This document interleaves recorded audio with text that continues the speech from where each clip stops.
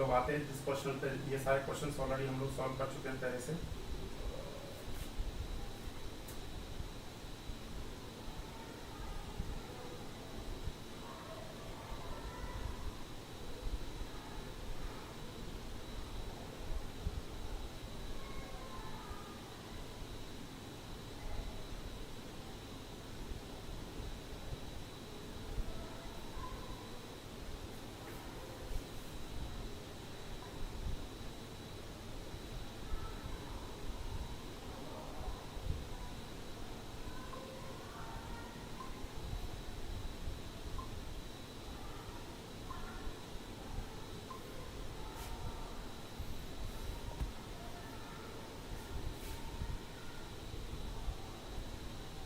ये सारे questions already हम लोग लास्ट क्लास में सॉल्व कर चुके हैं।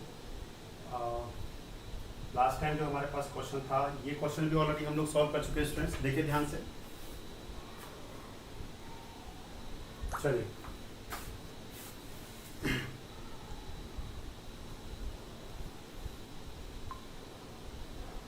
ओके।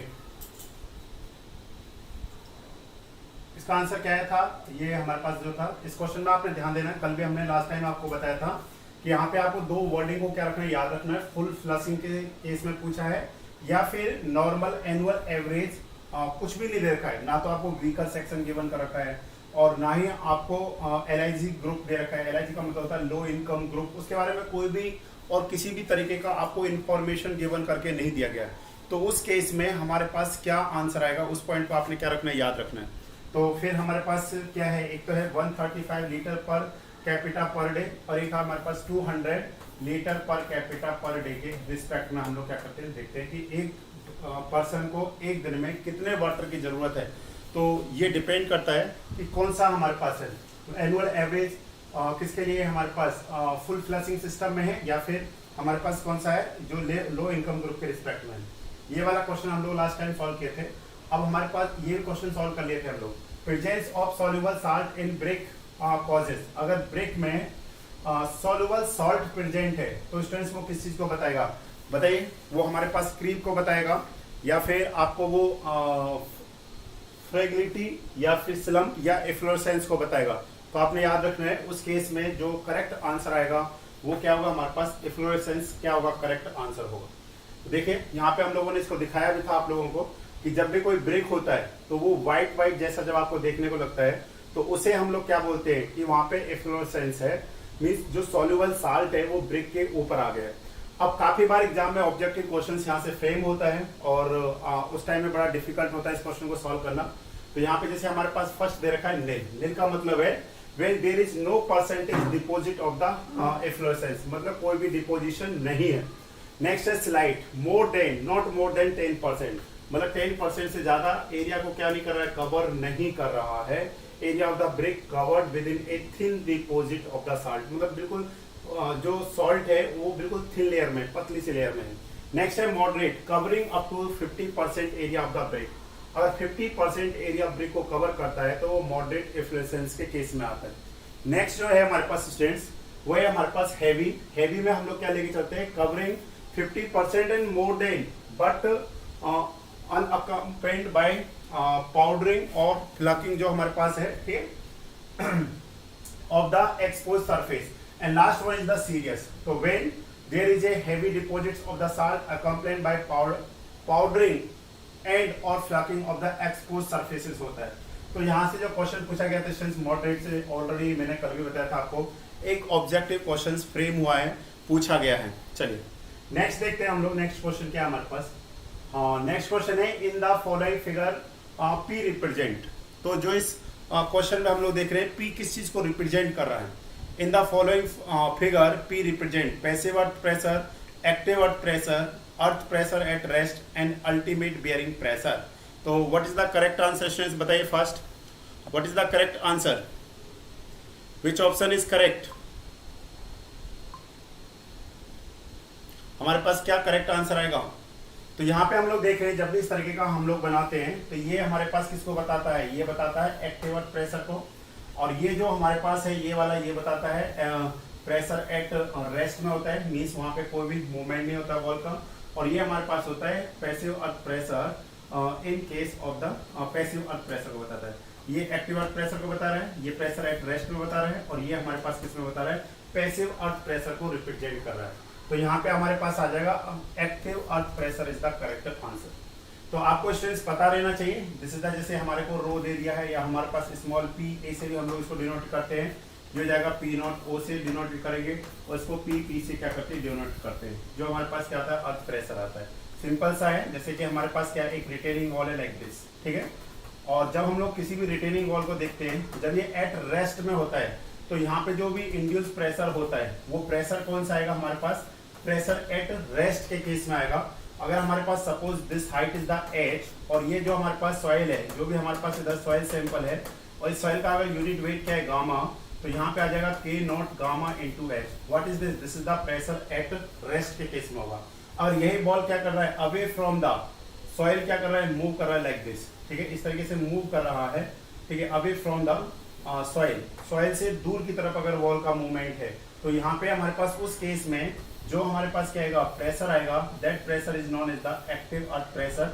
सेम हाइट हमारे पास क्या है, एच है, और जो हमारे पास सैंपल है, सॉइल सैंपल है, उसका डेंसिटी या हमारे पास यूनिट वेट कितना है, गामा है, तो उस केस में हम लोग कहेंगे के ए गामा इंटू एच के इक्वलेंट होगा। और यही हमारे पास पैसिव अर्थ प्रेशर के रिस्पेक्ट में क्या होता है, जो वॉल होता है, वॉल का जो मूवमेंट होता है, वो टूवर्ड्स द सॉइल होता है। किधर होता है स्टूडेंट्स, टूवर्ड्स द सॉइल में होता है। तो वहां पे हम लोग देखते हैं, वहां पे जो प्रेशर इंड्यूस हो रहा है, that pressure is known as the passive earth pressure होगा। ओके, तो पैसिव अर्थ प्रेशर के रिस्पेक्ट में वो हमारे पास क्या आएगा, पीपी आएगा। तो उसका वैल्यू जब हम लोग देखेंगे, तो वहां पे इस तरीके का सेम, अगर हमारे पास क्या है, this is the height of the H, H is the height of the retaining wall, और यहाँ पे हमारे पास क्या दे रखा है, सैंपल दे रखा है, and unit weight of the sample is gamma. तो ये हमारे पास आ जाएगा Kp multiply gamma into H के इक्वलेंट आएगा। व्हाट इज द के नॉट, के नॉट हमारे पास होता है stress coefficient of earth pressure at rest. तो इसका जो हमारे पास होता है म्यू अपॉन 1 माइनस म्यू, इसकी एक तो इस रिजल्ट से हम लोग वैल्यू फाइंड करते हैं, mu is the Poisson ratio, and second result होता है के नॉट इक्वल टू ये होता है हमारे पास 1 माइनस साइन फाइव के इक्वलेंट होता है। नेक्स्ट हमारे पास जो के ए का रिजल्ट आता है, व्हाट इज द के ए, के इक्वल टू होता है 1 माइनस साइन फाइव अपॉन हमारे पास क्या होता है 1 प्लस साइन फाइव के इक्वलेंट होता है। ओके, नेक्स्ट हमारे पास आता है KP coefficient of passive earth pressure, P for passive, K for coefficient of earth pressure. तो इसको हम लोग कहेंगे passive coefficient of passive earth pressure. तो इसका जो रिजल्ट होता है ये हमारे पास होता है 1 प्लस साइन फाइव अपॉन क्या होता है 1 माइनस साइन फाइव होता है। अब कुछ इंपॉर्टेंट रिजल्ट हैं जो ज्यादातर एग्जाम में काफी बार हमसे पूछे जाते हैं। तो क्या क्या रिजल्ट पूछे जाते हैं, एक तो इनमें ऑर्डर पूछा जाता है, के नॉट, के ए एंड के पी में क्या रिलेशन है। तो आप सभी को पता होना चाहिए सबसे ज्यादा जो वैल्यू होता है वो किसका वैल्यू होता है, हमारे पास के पी का वैल्यू सबसे ज्यादा होता है। उसके बाद में क्या होता है, हमारे पास के नॉट होता है, और फाइनली जो सबसे कम होता है स्टूडेंट्स, वो हमारे पास किसका वैल्यू होता है, के ए का होता है। मींस एक्टिव अर्थ प्रेशर का वैल्यू सबसे कम होता है। तो यही अगर हमारे पास क्या आएगा पीपी, ओके, फिर क्या होगा पी नॉट, और नेक्स्ट क्या आ जाएगा हमारे पास पी ए क्या हो जाएगा। तो इस तरीके से आप देख सकते हैं पैसिव अर्थ प्रेशर जो है हमारे पास उसका वैल्यू ज्यादा होता है, उसके बाद प्रेशर एट रेस्ट में होता है, और उसके सबसे कम किसके में आता है हमारे पास, वो आता है इन केस ऑफ द, जब क्या होता है एक्टिव के केस में आता है। ठीक है, और एक रिलेशन है हमारे पास, काफी बार ऑब्जेक्टिव क्वेश्चन पूछा जाता है, के ए इंटू के पी इट इज इक्वलेंट किसके होता है 1 के इक्वलेंट। ये कई सारे रिजल्ट्स हैं, ये सारे रिजल्ट्स आपको याद रहना चाहिए।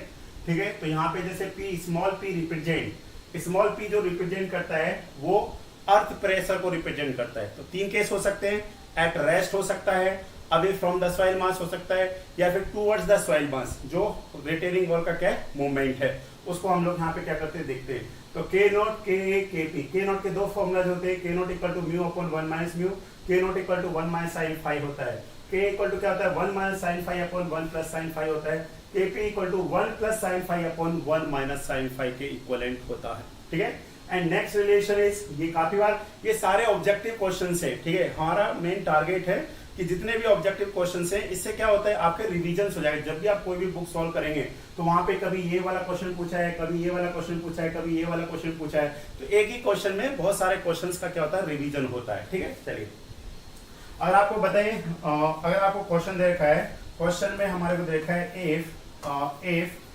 थीटा इक्वल टू हमारे पास क्या है, जो थीटा है, theta equal to suppose 30 degree है, तो what is the value of K A, तो के ए का वैल्यू क्या होगा, तो आप सभी को पता है के इक्वल टू क्या होता है हमारे पास 1 माइनस साइन फाइव अपॉन हमारे पास क्या होता है 1 प्लस साइन फाइव के इक्वलेंट होता है। तो आप सिंपली फाइंड कर सकते हैं हम लोग 1 माइनस साइन 30 अपॉन हमारे पास क्या होता है 1 प्लस साइन 30, तो साइन 30 का वैल्यू कितना होता है हमारे पास 1 minus 1/2 upon 1 plus 1/2, it is equivalent कितना हो जाएगा 1/3 के इक्वलेंट होगा। अगर आपको के देकर के केपी का वैल्यू पूछा है तो व्हाट इज द केपी, तो केपी इक्वल टू हो जाता है हमारे पास 1 अपॉन के ए, इट इज इक्वलेंट 1 अपॉन 1/3, तो केपी का वैल्यू कितना आ जाएगा हमारे पास 3 आएगा। अब आप क्लियर हो जा रहे हैं यहाँ पे, तो इस तरीके से आप देख सकते हैं।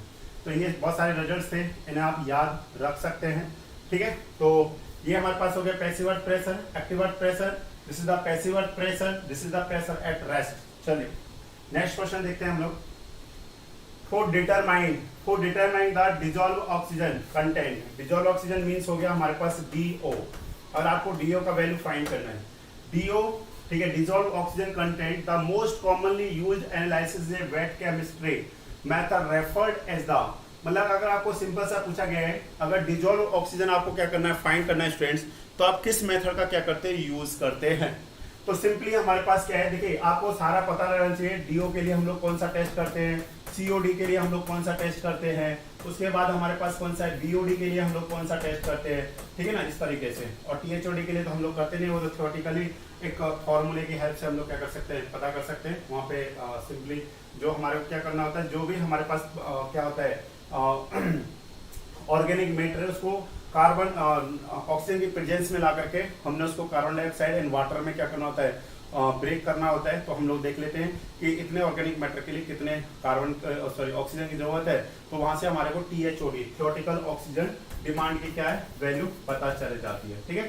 तो डीओ के लिए जो टेस्ट किया जाता है students, that test is known as the Winkler test होता है। कौन सा टेस्ट होता है, विंकलर टेस्ट होता है।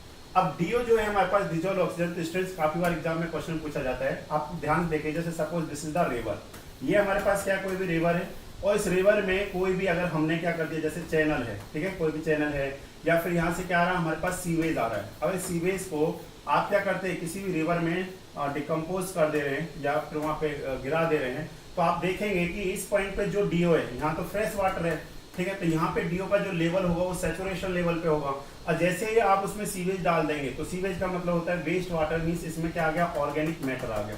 और इस ऑर्गेनिक मैटर को कंज्यूम करने के लिए जो माइक्रो ऑर्गेनिजम्स हैं, तो वो क्या करेंगे, इसको कंज्यूम करेंगे। और माइक्रो ऑर्गेनिज्म को किसकी जरूरत है, ऑक्सीजन की जरूरत है। तो धीरे धीरे हम लोग देखेंगे डीओ का वैल्यू क्या होता जाएगा, कम होता हुआ चला जाएगा। और फिर धीरे धीरे जब काफी डिस्टेंस के बाद फिर क्या होता है, डीओ का लेवल धीरे धीरे क्या होने लगता है, बढ़ने लगता है।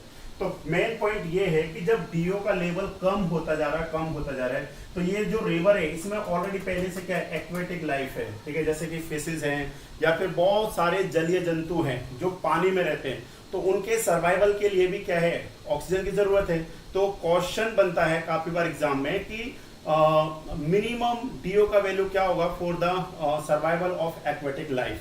तो आप सभी को याद रहना चाहिए कि जो डीओ है वो किससे कम नहीं होना चाहिए, डीओ कम नहीं होना चाहिए 4 मिलीग्राम पर लीटर से, मतलब 1 लीटर में 4 ग्राम मिलीग्राम से क्या नहीं होना चाहिए, कम नहीं होना चाहिए for survival of the aquatic life. अगर 4 से 4 मिलीग्राम पर लीटर से क्या होने लगेगा, डीओ का वैल्यू कम होने लगेगा, तो यहाँ पे जो एक्वेटिक लाइफ है उसका सर्वाइव करना मुश्किल होगा, धीरे धीरे वो सभी क्या करने लग जाएंगे, मरने लग जाएंगे, ठीक है ना। तो इसलिए मिनिमम सर्वाइवल के लिए, किसके, एक्वेटिक लाइफ के मिनिमम सर्वाइवल के लिए जो डीओ का वैल्यू है वो 4 मिलीग्राम पर लीटर होना क्या है, जरूरी है। नेक्स्ट हम लोग देखते हैं स्टूडेंट, जैसे यहाँ पे कुछ इंपॉर्टेंट पॉइंट्स हैं, इन सारे पॉइंट्स को हम लोग स्टडी करते हैं, काफी बार क्वेश्चन फ्रेम होता है इसमें से, तो उन क्वेश्चंस को देखेंगे कि क्या हमारे पास आंसर आता है। तो देखिए, the saturation DO value is the maximum dissolve oxygen which a given water can obtain at the given temperature and pressure, जो भी टेम्परेचर प्रेशर है जिसपे सैचुरेशन वैल्यू है। अब जो स्टैंडर्ड टेम्परेचर हो जाएगा, जैसे अब जो सैचुरेशन डीओ है ये क्या करेगा, डिक्रीज करेगा। कब, अगर वाटर का जो टेम्परेचर है अगर वो क्या करेगा, इंक्रीज करेगा, ठीक है।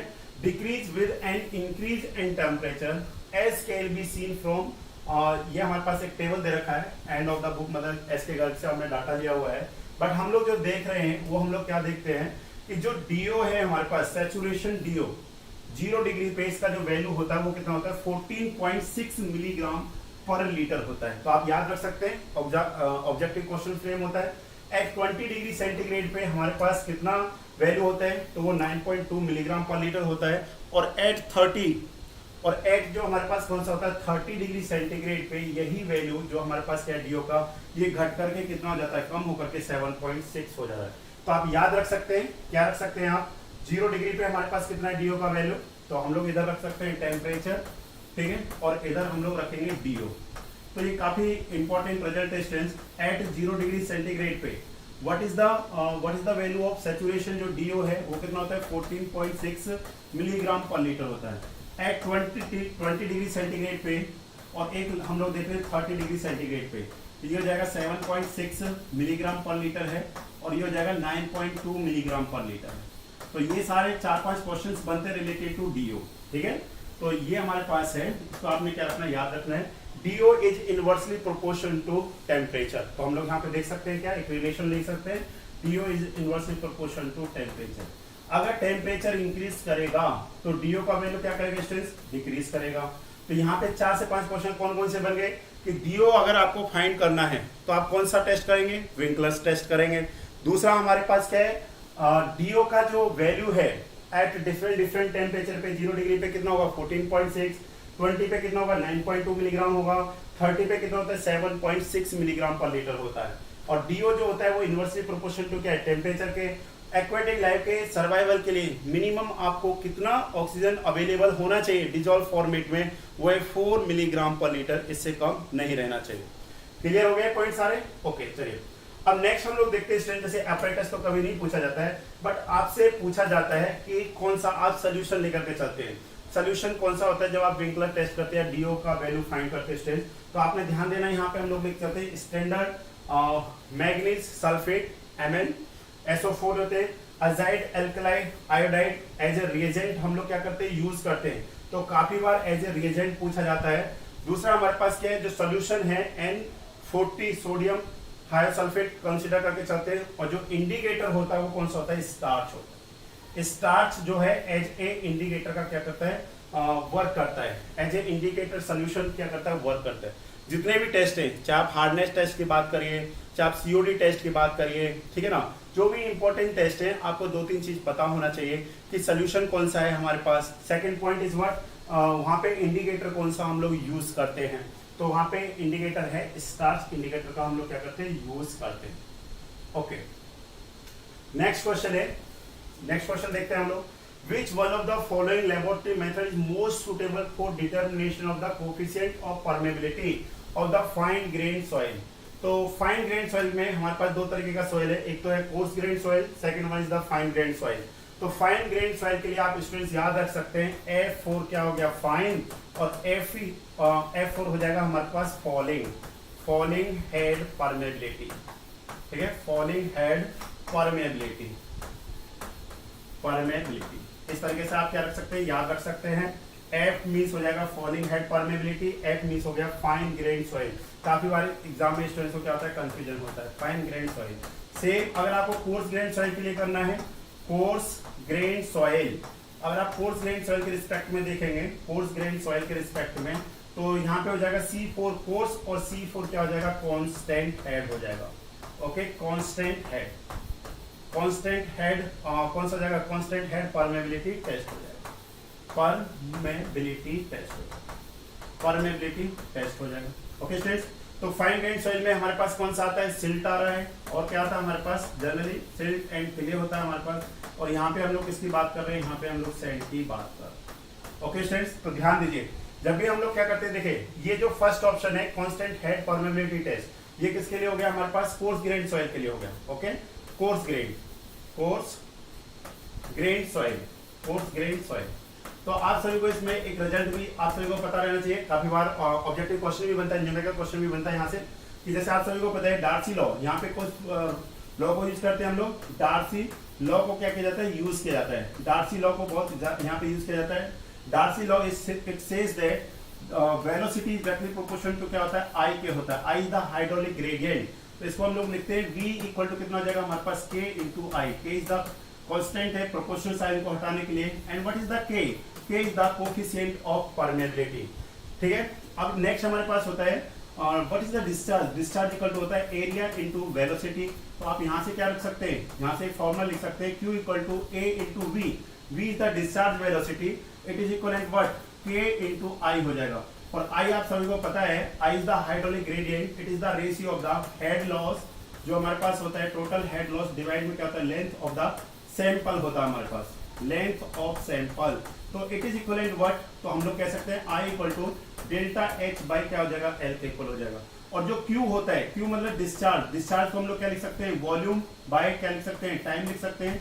It is equal to A is the area of the sample, multiply में क्या आ जाएगा K, मल्टीप्लाई में क्या आ जाएगा डेल्टा H बाई L। तो यहाँ से एक इंपॉर्टेंट रिजल्ट आता है स्टूडेंट्स, हमको वैल्यू फाइंड करना है K का, परमेबिलिटी का।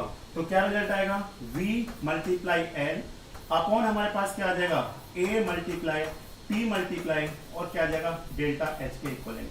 दिस इज द रिजल्ट जब हमको क्या करना है, किसी भी कोर्स ग्रेन सॉइल में परमेबिलिटी का वैल्यू फाइंड करना है। तो by help of this formula हम लोग क्या कर सकते हैं, परमेबिलिटी की वैल्यू को फाइंड कर सकते हैं। कि इसका यूनिट क्या होता है, काफी बार यूनिट पूछा जाता है, यूनिट होता है सेंटीमीटर पर सेकेंड, मीटर पर सेकेंड, या फिर हमारे पास क्या हो जाएगा mm पर सेकेंड। ओके, ये हमारे पास क्या आते हैं, इसका यूनिट होता है, इसका कोएफिशिएंट ऑफ परमेबिलिटी का, दिस इज द यूनिट। चलिए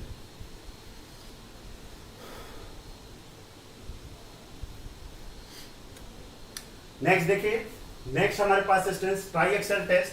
ट्राइएक्सल टेस्ट का क्या यूज होता है, ये हमारे पास होता है, ट्राइएक्सल टेस्ट का हम लोग यूज करते हैं to find the shear strength of any type of the soil. ठीक है, to find shear strength, okay, shear strength of any type of soil, any type of soil, okay, any type of soil के respect में अगर हमें करना है तो हम लोग क्या करते हैं, ट्राइएक्सल टेस्ट का यूज करते हैं। आप सभी को पता है S इक्वल टू क्या होता है, C plus sigma n bar tan phi के इक्वलेंट होता है। This is the shear strength, C and phi the shear strength parameters. तो by help of the triaxial test हम लोग क्या करते हैं, शियर स्ट्रेंथ फाइंड करते हैं of any type of the soil. ठीक है ना, किसी भी सॉइल का हम लोग क्या कर सकते हैं, यहाँ पे कर सकते हैं, क्योंकि यहाँ पे आपको ड्रेन्ड और अनड्रेन्ड सारी कंडीशंस क्या होती हैं, गिवन कर रखी होती हैं।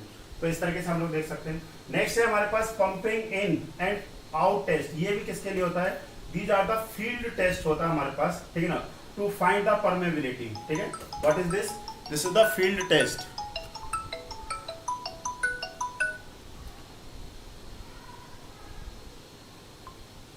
This is the field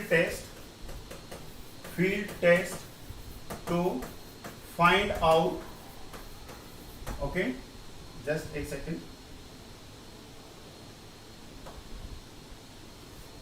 field test to find out permeability, ठीक है, परमेबिलिटी किसी भी सॉइल का क्या करते हैं, फील्ड टेस्ट के लिए हम लोग करते हैं। एंड लास्ट है जो स्टूडेंट्स हमारे पास फॉलोइंग है permeability, this is the answer. ये हमारे पास क्या था, आंसर था। अब इसमें भी हमारे पास सिंपल सा स्टूडेंट्स रिजल्ट रहता है, आप सभी को क्या रहेगा, याद रहा होगा, 2.303 small a into l log ये हो जाता है 10 H1 अपॉन क्या होता है हमारे पास H2 और ब्रैकेट में सॉरी अपॉन में होता है a मल्टीप्लाई में डेल्टा t। तो ये यहाँ से भी डायरेक्ट क्वेश्चन बनता है काफी बार हमारे पास। तो जितने भी क्वेश्चंस बन सकते हैं टेस्ट से रिलेटेड, तो वो सारे पॉइंट्स आपको यहाँ पे क्या कर दिए हैं, मेंशंस कर दिए हैं। आप आराम से वीडियो को देखिए, अपने शॉर्ट नोट्स बनाइए, और जब भी आप एग्जाम देने के लिए जाएंगे तो आपको बहुत बहुत हेल्प होने वाला है स्टूडेंट। ठीक है, तो यहाँ पे हमने कई सारे क्वेश्चंस को क्या कर लिया, स्टडी कर लिया है। ठीक है, तो ये जब आप कोई भी बुक सॉल्व करेंगे, जैसे गुप्ता एंड गुप्ता में सॉल्व करते हैं, यूथ पब्लिकेशन सॉल्व करते हैं, ये सी गेट और जो भी मार्केट में बुक चलता है, टेस्ट सीरीज, जिस भी आप इंस्टीट्यूट से जुड़े हैं या फिर जो भी आपके पास टेस्ट सीरीज है या जो भी आपके पास सोर्स है, आप कभी भी क्वेश्चन लगाने के लिए बैठेंगे तो आपको जो भी हमारे पास क्या है, सारे क्वेश्चन यहाँ से आपको मिल जाने वाले हैं। ठीक है, तो आराम से आप क्या करते चलिए, पढ़ते हुए चलिए।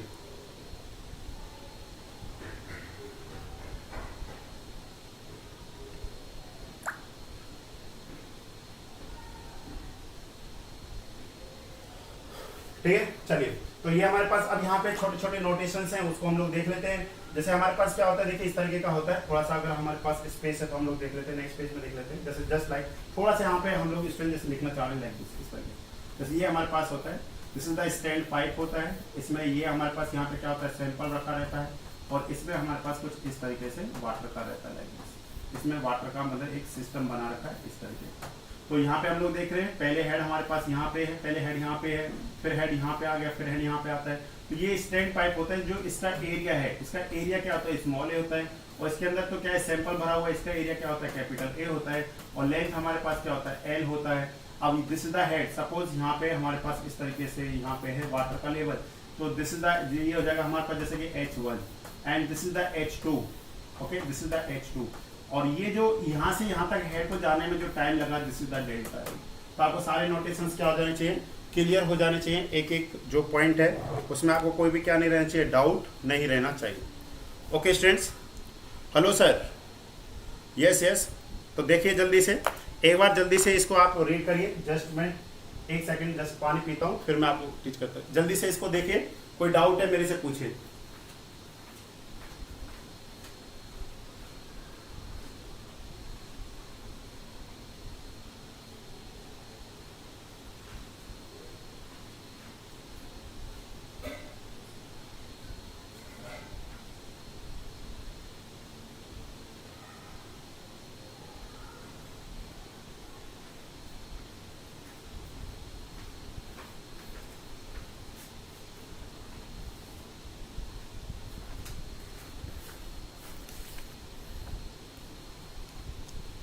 चलिए स्टूडेंट्स, कोई डाउट है तो बताइए। एनी डाउट, किसी भी स्टूडेंट्स को कोई भी डाउट है तो आप पूछ सकते हैं। एक एक पॉइंट को, वीडियो को आराम से देखिए और नोट्स बनाते हुए चलिए साथ साथ में। ऐसे नोट्स बना देंगे ना, बहुत शॉर्ट नोट्स बन जाएंगे और मजा आएगा आपको क्वेश्चन सॉल्व करने में। चलिए नेक्स्ट क्वेश्चन है हमारे पास स्टूडेंट्स। नेक्स्ट क्वेश्चन हम लोग देखते हैं। इसको थोड़ा सा क्या कर देते हैं, इरेज कर देते हैं, जस्ट एक सेकेंड,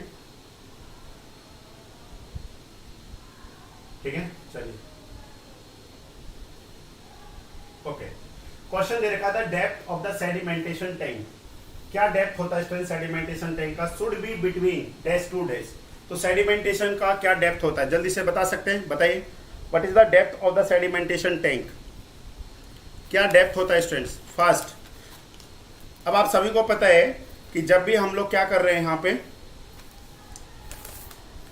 सेडिमेंटेशन टैंक का यूज, जो हम लोग यूज करते हैं स्टूडेंट्स, ये किस में करते हैं हम लोग, वाटर ट्रीटमेंट में यूज कर रहे हैं। अब यहाँ पे ये लिख करके नहीं दिया है कि जो हमारे पास क्या है, रॉ वाटर है उसको क्या कर रहे हैं हम लोग, प्यूरिफाई कर रहे हैं या उसका ट्रीटमेंट कर रहे हैं या फिर सीवेज ट्रीटमेंट में, तो डजंट मैटर, ठीक है। तो हम लोग जनरली किसके लिखते रहेंगे, वाटर को। तो जैसे आपने देखा होगा जब भी हमारे पास क्या होता है, कोई भी रॉ वाटर क्या है, रॉ वाटर सोर्स है आपके पास, रॉ वाटर सोर्स हो सकता है। उसको जैसे हमने सबसे पहला जो ट्रीटमेंट किया जाता है वो कौन सा होता है हमारे पास, स्क्रीनिंग होता है, स्क्रीनिंग। अब स्क्रीनिंग में हमारे पास coarse screen, fine screen, but generally हम लोग किसका, आजकल तो हम लोग कोर्स स्क्रीन का यूज करते हैं, और किस एंगल पे इसको लेट किया जाता है वो आपको बताना है।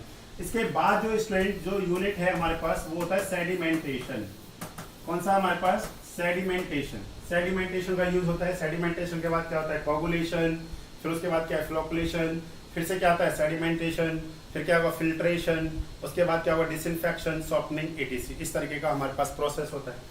अब यहाँ पे आपसे पूछा गया व्हाट इज द डेप्थ। तो डेप्थ हमारे पास क्या होता है स्टूडेंट्स इसका, तो इसका आंसर जो हमारे पास करेक्ट इसका जो आंसर है स्टूडेंट्स, वो हमारे पास होता है जनरली जो डेप्थ है वो होता है हमारे पास, depth varies from 3 metre to 4.5 metre. ये हमारे पास क्या होता है जनरली जो डेप्थ होता है, मतलब ये 3 मीटर टू 4.5 मीटर के बीच में क्या करता है, लाई करता है स्टूडेंट्स।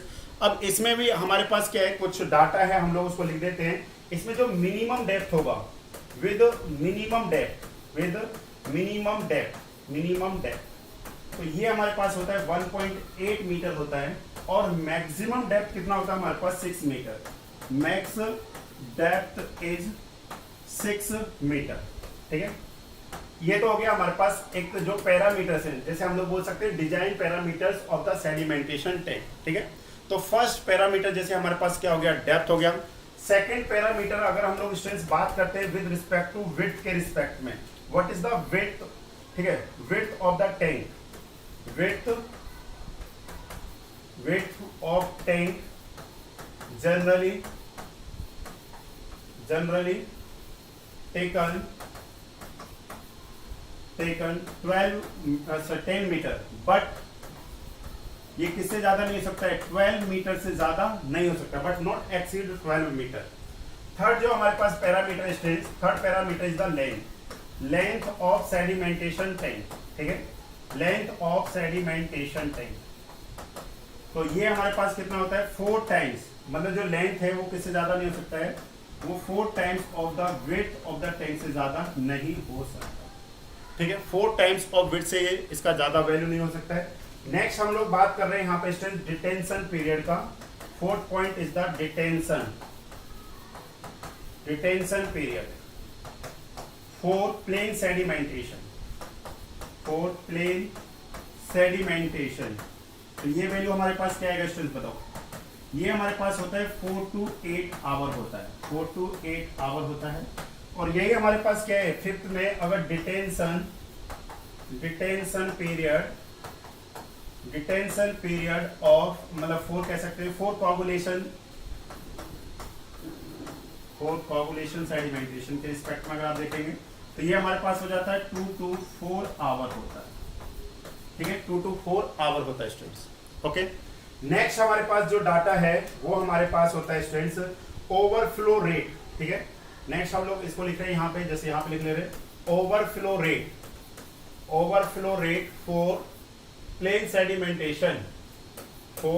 सेडिमेंटेशन के रिस्पेक्ट में देख रहे हैं। प्लेन सेडिमेंटेशन का मतलब है कि आपने किसी भी तरीके का कोई भी केमिकल को यूज नहीं किया हुआ है, तो वहां पे हमारे पास कितना होता है, ये 12 to 80 metre cube per day पर क्या होता है, मीटर स्क्वायर होता है। अगर वही हम लोग देखते हैं, नेक्स्ट है हमारे पास ओवरफ्लो रेट, ठीक है ना, नेक्स्ट देख रहे हैं हम लोग ओवरफ्लो, ठीक है ना, ओवरफ्लो रेट फॉर ये हो जाएगा हमारे पास कोगुलेशन सेडिमेंटेशन के रिस्पेक्ट में, कोगुलेशन सेडिमेंटेशन।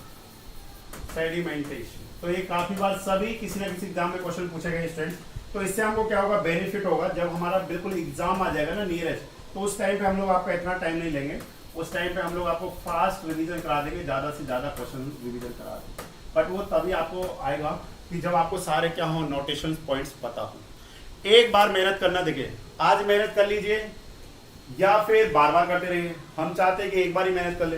अगर सेडिमेंटेशन टैंक से रिलेटेड कोई भी क्वेश्चन आएगा डिजाइन पैरामीटर से, तो वो जो आप डिस्प्ले पे देख रहे हैं इससे बाहर नहीं आएगा। सिर्फ एक क्वेश्चन और है स्टूडेंट, ये क्वेश्चन पूछा गया था बीपीएससी एएन में, बीपीएससी एएन के एग्जाम में क्वेश्चन पूछा गया था, 12 मार्च को एग्जाम हुआ था, ठीक है, 12 मार्च 2022 को क्वेश्चन हुआ था। क्वेश्चन था कि जो plane sedimentation tank under normal condition कितना सस्पेंडेड इंप्योरिटीज को रिमूव करता है, तो वहां पे परसेंटेज पूछा गया था। तो आप बता सकते हैं, तो हम लोग लिखेंगे यहाँ पे plain sedimentation, okay, plane sedimentation tank, okay, plane sedimentation tank under normal condition, पूरा स्टेटमेंट। अभी हमसे कल ही एक स्टूडेंट्स ने पूछा कि सर आजकल जैसे जनरली एनवायरनमेंट के लिए सब लोग एस.के. गर्ग का बुक पढ़ते हैं कि सर एस.के. गर्ग से डायरेक्ट कोई एक लाइन उठा करके क्वेश्चन आ जाता है, बड़ा डिफिकल्ट हो रहा है क्वेश्चन को सॉल्व करना, कैसे सॉल्व हम लोग करेंगे। तो देखिए हम लोग सब चीज़ों को ध्यान में रख करके करते हैं। हमने बुक पढ़ लिया है, अब आपको पढ़ने की उतना जरूरत नहीं पड़ना चाहिए, क्योंकि बुक पढ़ करके आप सिलेक्शन इतना जल्दी नहीं कर सकते, ठीक है ना, बुक, क्योंकि फिर आपको कम से कम 1 से 2 साल देना पड़ेगा, एग्जाम निकल जाएगा डेफिनेटली, परंतु आपको टाइम देना पड़ेगा, क्योंकि बुक्स पढ़ेंगे, उसमें से नोट्स बनाएंगे, कुछ चीज़ें आपको समझ में भी नहीं आएंगी, दिमाग भी खराब होगा।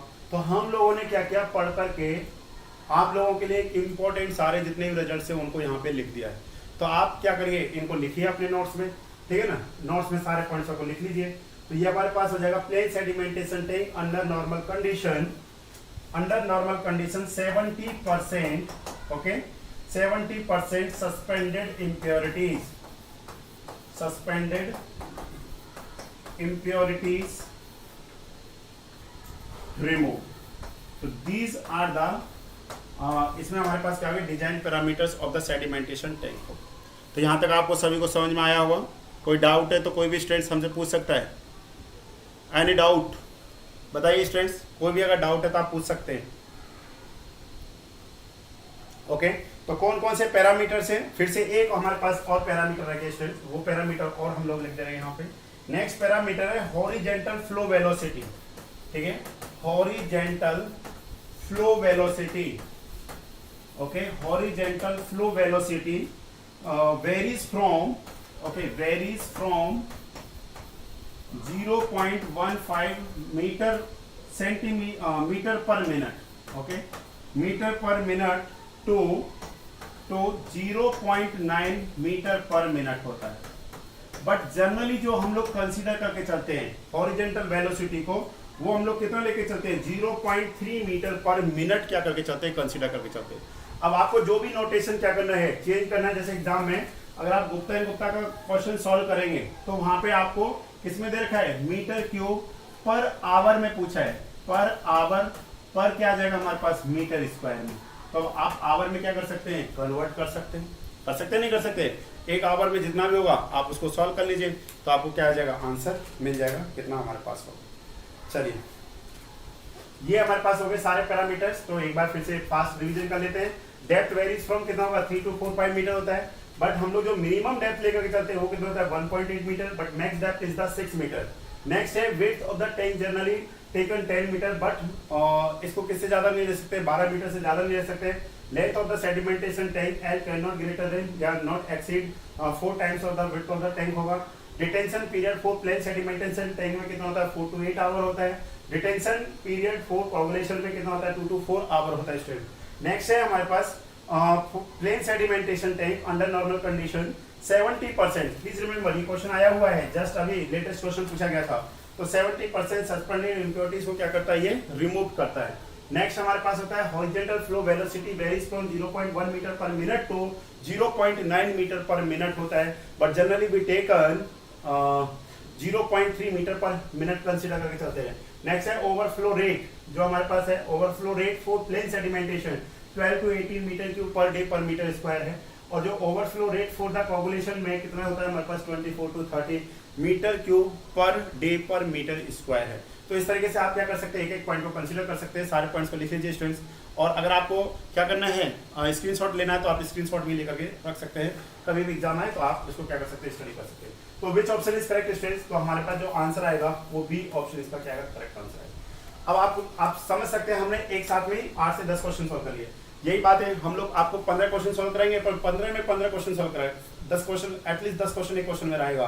तो आप समझ लीजिए आप कम से कम 50 से ज्यादा क्वेश्चन सॉल्व कर रहे हैं। आपको लग रहा है कि मैंने तो 10 ही 15 ही क्वेश्चन सॉल्व किए, यार 15-20 क्वेश्चन नहीं है ना, हमने बहुत सारे क्वेश्चन को सॉल्व कर लिया है।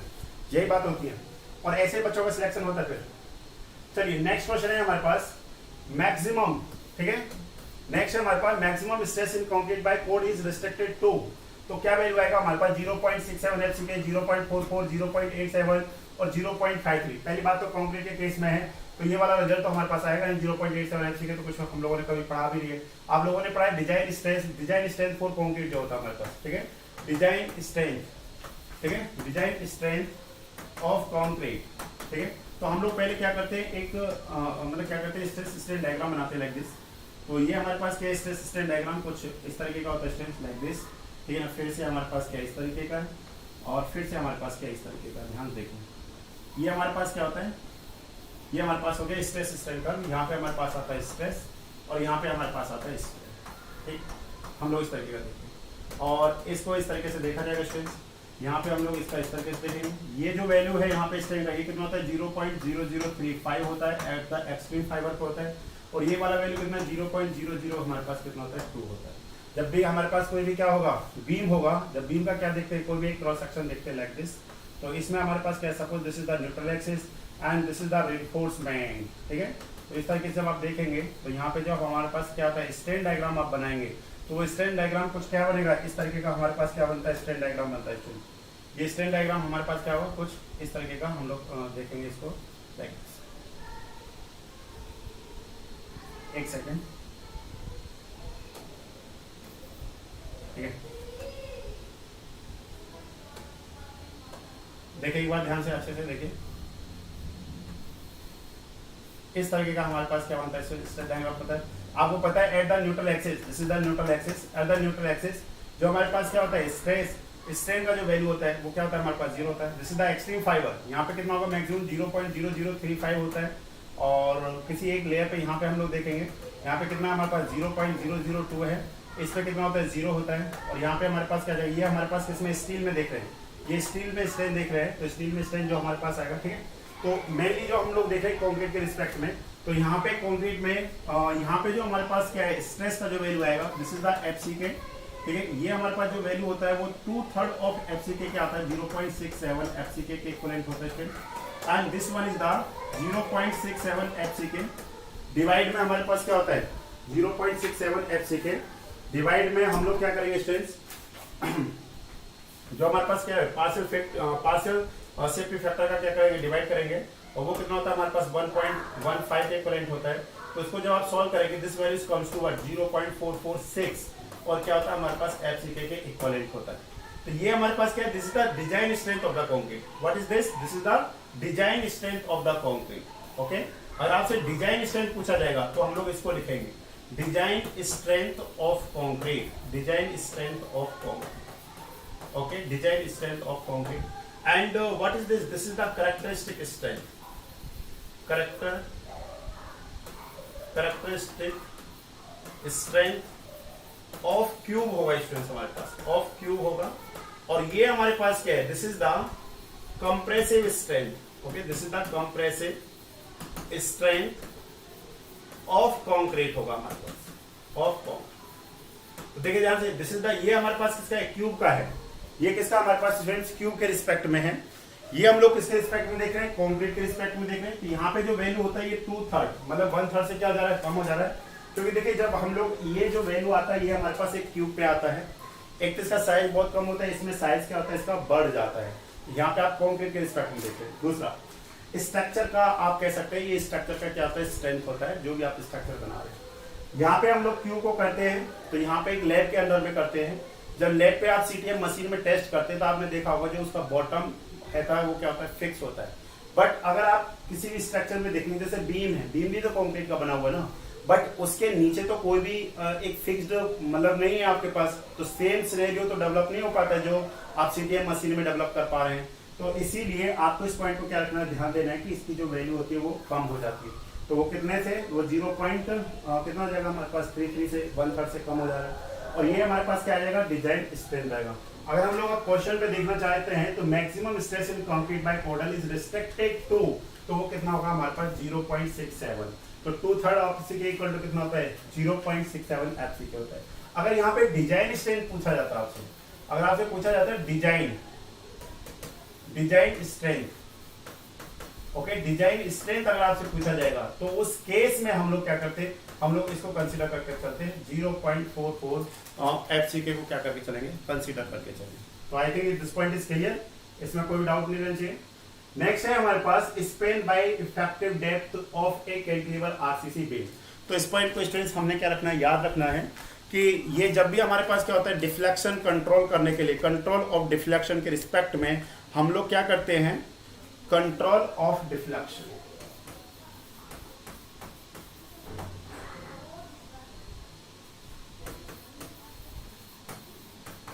कंट्रोल ऑफ डिफ्लेक्शन के रिस्पेक्ट में देखते हैं Spain by effective depth, Spain by effective depth, इसका जो वैल्यू है ये वैल्यू क्या होगा हमारे पास, ये होगा जैसे हमारे पास 7 किसके रिस्पेक्ट में, for the cantilever, for cantilever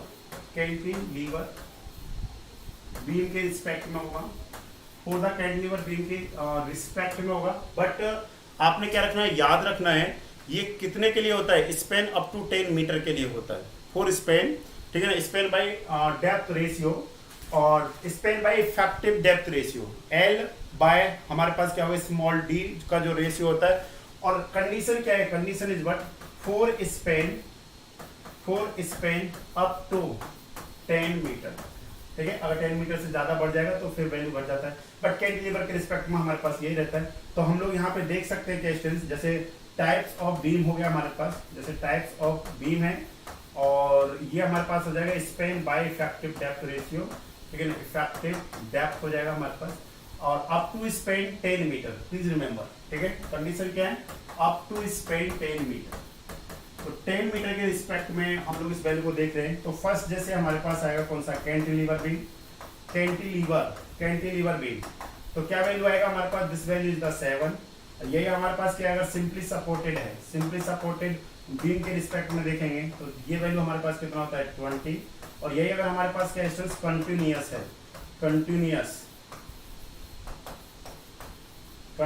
beam के रिस्पेक्ट में अगर आप देखेंगे तो this values comes to what 26। तो ये हो जाएगा हमारे पास 7, 20, 26 cantilever beam, simply supported beam, और हमारे पास कौन सा आ जाएगा कंटिन्यूअस बीम के रिस्पेक्ट में हम लोग देखते हैं। अगर ये हमारे पास क्या है, अगर मोर देन 10 होगा तो उसके रिस्पेक्ट में हमारे पास क्या है, अलग वैल्यूज आएंगी। अब स्टूडेंट्स देखिए ध्यान से, इतना कर लिया। अब मैं आपको दो इंपॉर्टेंट रिजल्ट लिखाना चाहता हूँ, ये काफी बार एग्जाम में पूछे जाते हैं। So please mention these 2 results. ये हमारे को कोड में दे रखे हैं, बाय हेल्प ऑफ कोड हम लोग यहाँ पे देखेंगे।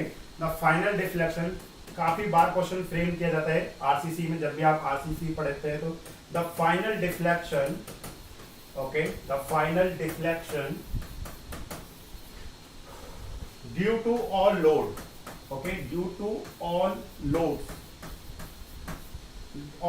including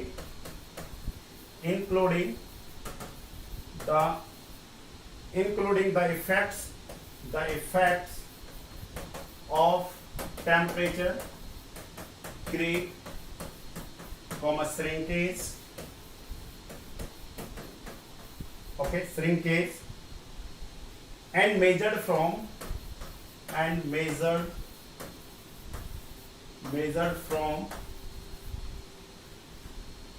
the at cast level of the supports of floor, roof, and other horizontal member, other horizontal member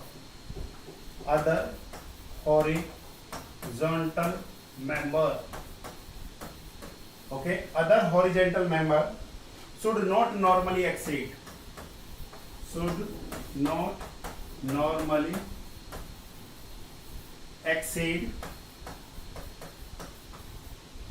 span by 250। तो स्टूडेंट्स प्लीज रिमेंबर, आपने ध्यान देना है। और एक सेकंड है, काफी बार ये दोनों क्वेश्चंस पूछे जाते हैं हमारे से ऑब्जेक्टिव में। तो स्पेन बाय 250, स्पेन बाय 350, तो इस तरीके से हमारे पास क्या होते हैं, रिजल्ट्स रहते हैं, ठीक है। नेक्स्ट जो हमारे पास है, सेकंड जो है हमारे पास the deflection, okay, the deflection including the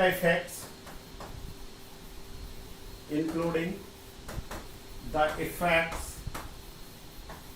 okay, including the effects of temperature, creep, shrinkage, okay, shrinkage occurring after erection,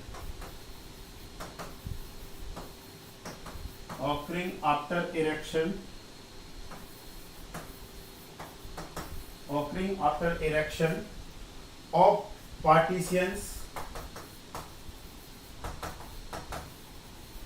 partitions and the application of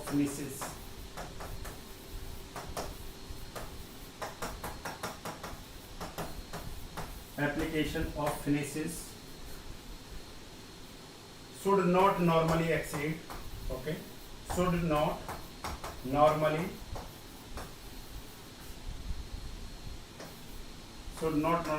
exceed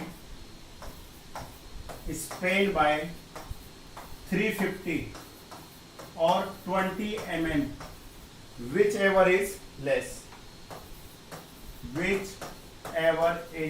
इन दोनों में से जो क्या होगा, वैल्यू होगा। तो इतना रिजल्ट अगर आपको याद है तो ये आपके लिए क्या है, एक सफिशिएंट है, ठीक है। तो हम लोग देख सकते हैं यहाँ से जो भी क्वेश्चन बनता है, क्वेश्चन कैसे बनेगा हमारे पास, span by effective depth of a cantilever RCC beam, तो आप डायरेक्ट आंसर बता देंगे। What is the correct answer is 7। अगर यही हमारे पास क्या आ जाएगा, सिंपली सपोर्टेड बीम होगा, तो आंसर क्या आ जाएगा 26।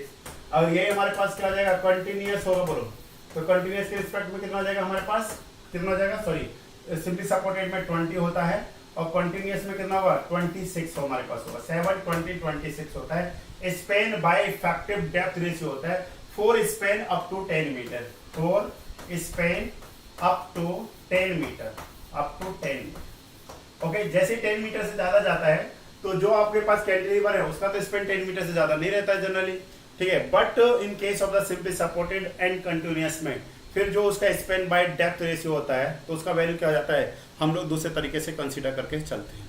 चलिए, तो यहाँ पे हमारे पास आ जाएगा, दो तरीके का हो गया।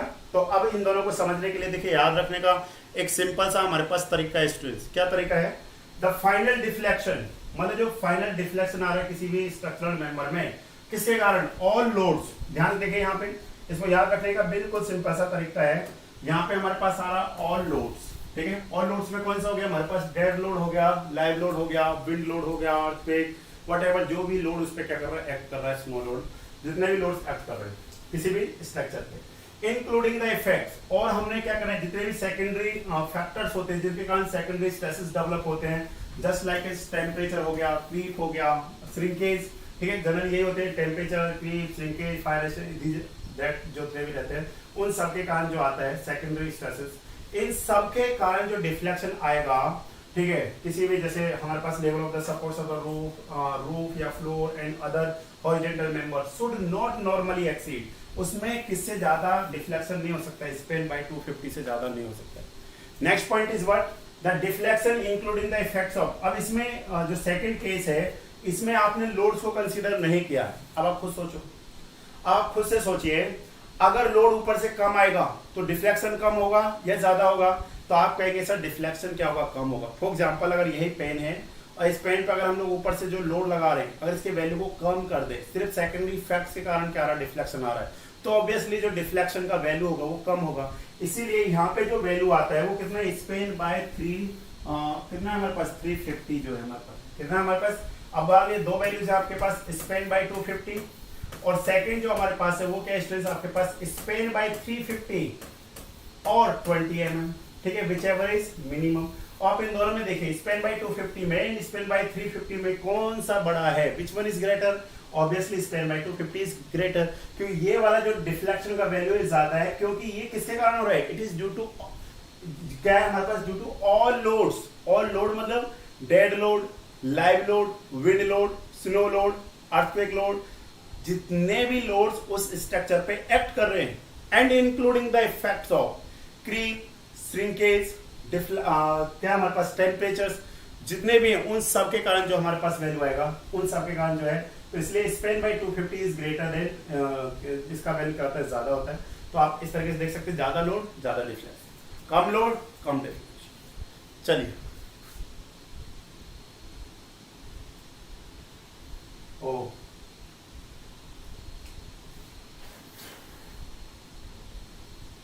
ये क्वेश्चन थोड़ा सा आ नहीं रहा है, एक सेकेंड।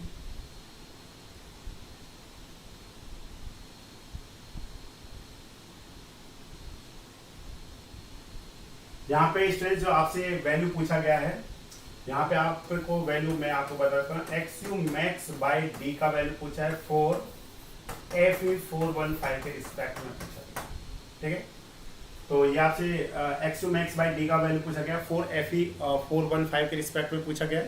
तो स्टूडेंट्स आप सभी को क्या होना चाहिए, पता होना चाहिए, आप सभी को पता होना चाहिए। जैसे हम लोग यहाँ पे लिख ले रहे हैं क्या, ग्रेड ऑफ स्टील, ठीक है, यहाँ पे हम लोग लिख रहे हैं ग्रेड ऑफ स्टील, ओके। और यहाँ पे हम लोग लिख रहे हैं x you max. X you max क्या होता है, लिमिटिंग या मैक्स डेप्थ ऑफ क्या होता है, न्यूट्रल एक्सेस होता है in case of the balance section, ठीक है। एक्स यू मैक्स बाय हमारे पास क्या होता है, इफेक्टिव डेप्थ। तो हमारे पास जो ग्रेड ऑफ स्टील है, जैसे Fe250 है हमारे पास, नेक्स्ट कौन सा हमारे पास सेकंड स्ट्रेंथ Fe415 है, and next one is what, third one जो है हमारे पास वो होता है हमारे पास Fe500। जनरली हम लोग तीन का ही ग्रेड का बात करके चलेंगे यहाँ पे। तो ये जो वैल्यूज आती है हमारे पास स्ट्रेंथ, ये वैल्यूज आता है हमारे पास 0.53, ओके, 0.48 होता है, एंड लास्ट वन इज 0.46 होता है। हाउ मच, 0.46 के रिस्पेक्ट में। Fe250 में 0.53, Fe415 में 0.48, Fe500 में कितना होगा 0.46 के रिस्पेक्ट में वैल्यू को हम लोग क्या करेंगे कंसीडर करके चलेंगे। अब ये कैसे आता है तो आपको सभी को याद रहना चाहिए। देखिए जैसे हमारे पास दिस इज द बीम, ठीक है, ये हमारे पास क्या है बीम इस तरीके का, और जब हम लोग देखते हैं हम लोग जब यहाँ पे स्ट्रेन डायग्राम बनाएंगे तो हमारे पास स्ट्रेन डायग्राम कुछ इस तरीके का बनता है। ये हमारे पास क्या बन गया स्ट्रेन डायग्राम बन गया, सॉरी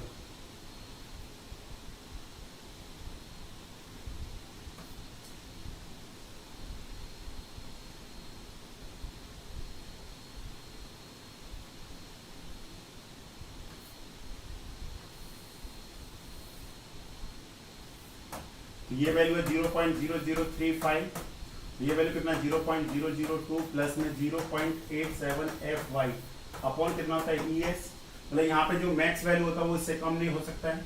और आप सभी को पता है ये वैल्यू हमारे पास क्या होगा, this value is the XU max, okay, and this is what, this is the effective depth, ये हमारे पास क्या आ जाएगा D, तो ये वैल्यू कितना आ जाएगा हमारे पास, ये वाला वैल्यू जो हम लोग कहेंगे D माइनस XU max। तो आप क्या करेंगे सिमिलर ट्रायंगल कंडीशन लगा करके यहाँ पे क्या करेंगे XU max का क्या करते हैं हम लोग वैल्यू फाइंड करते हैं, ठीक है। तो जब XU max का वैल्यू आप फाइंड करेंगे तो ये वैल्यू आता है हमारे पास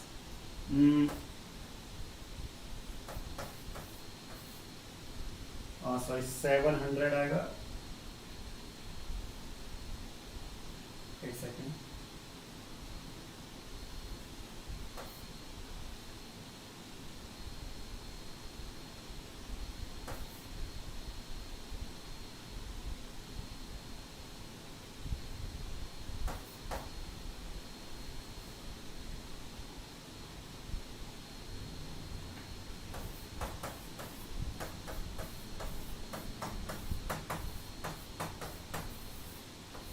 इस तरीके से हमारे पास एक रिजल्ट आता है, आई थिंक यही रिजल्ट है। 700 अपॉन 1100 प्लस 0.87 FY स्ट्रेंथ। तो आपने ध्यान देना है एग्जाम इनटू क्या आएगा D इनटू, तो आपने ध्यान देना है XU max इज डिपेंड, या फिर हम लोग लिख सकते हैं is depend only grade of steel.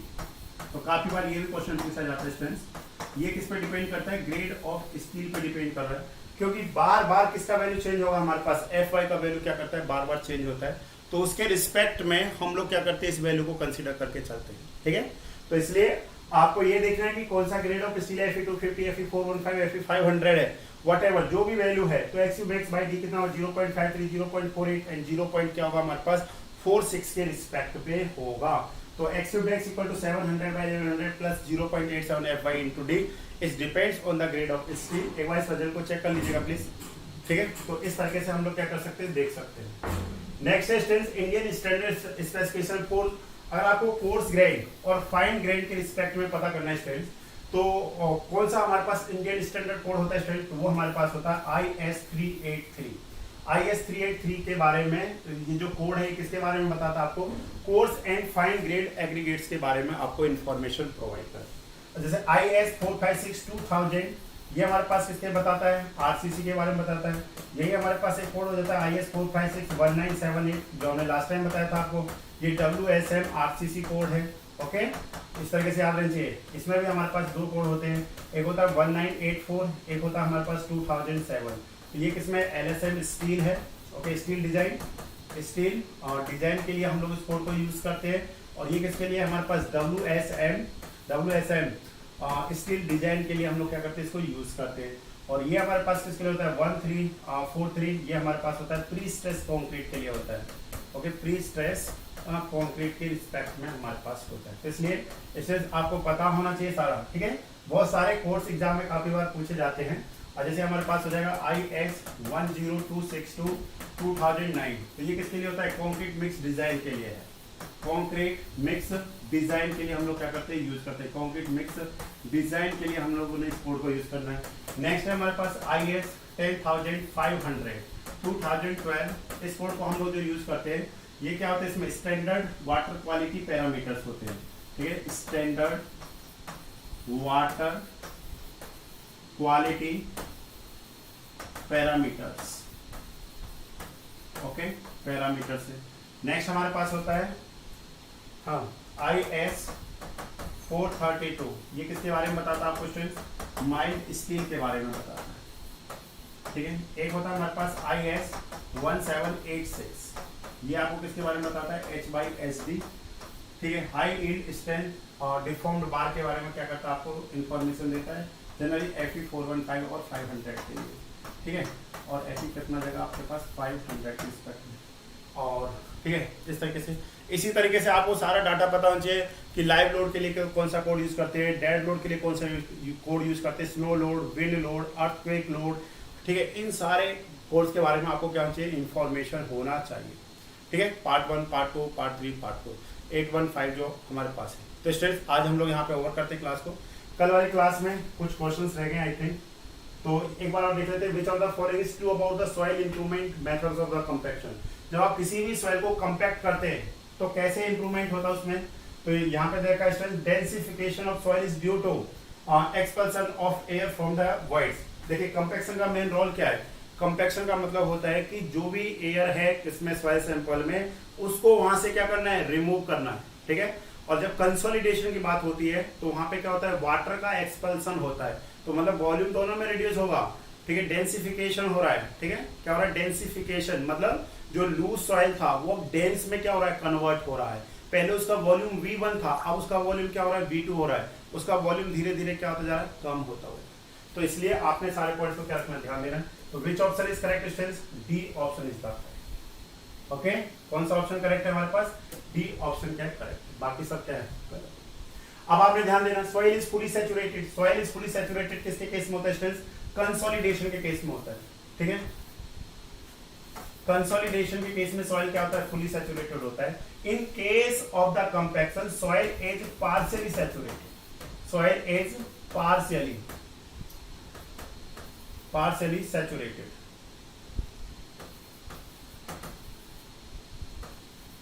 Partially saturated होना चाहिए, क्योंकि जब तक उसमें एयर ही नहीं होगा तो आप एक्सपल्सन किसका करेंगे? एयर का एक्सपल्सन होना चाहिए। Compressivity of the soil is increase, तो इसलिए densification of soil due to expulsion of the pore water from the voids. ये किसका है? ये हमारे पास है कंसोलिडेशन। कंसोलिडेशन। तो इसलिए देखिए एक एक पॉइंट आपको क्लियर होना चाहिए। जब तक आपको एक एक पॉइंट क्लियर नहीं